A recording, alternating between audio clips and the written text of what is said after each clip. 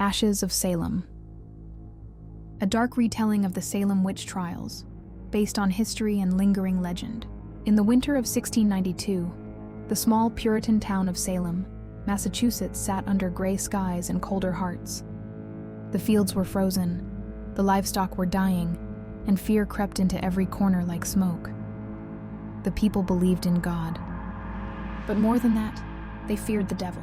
It began with two young girls, Betty Paris and Abigail Williams, twisting in fits, crying out that witches were tormenting them.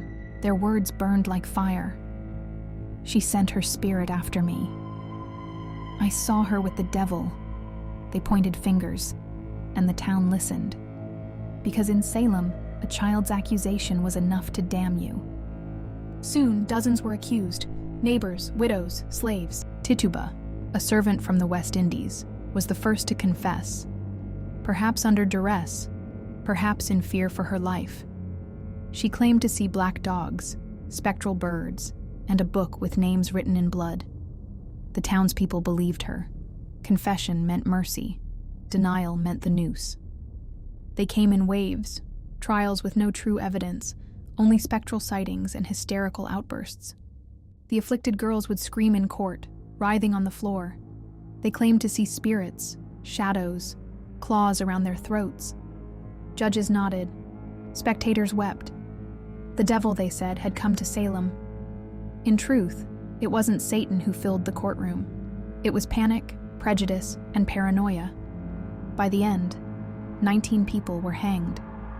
One man, Giles Corey, refused to plead and was crushed to death beneath heavy stones. His last words: "More weight." Even dogs were executed, thought to be witches' familiars. The gallows creaked. The crowd prayed. But some say they cursed themselves. Legend says the blood soaked into the soil, that on foggy nights you can hear whispers in the wind, that those who watched the hangings would forever dream of burning eyes in the dark.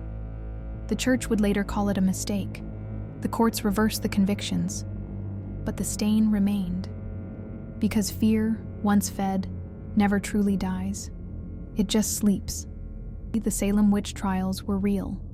200+ people accused, 30 found guilty. 19 executed by hanging, 1 pressed to death, dozens imprisoned, tortured, or exiled. All because fear turned faith into a weapon. They hunted witches in the name of God, but unleashed a hell, and if you listen closely near Gallows Hill, you might still hear the names whispered: innocent, innocent, innocent.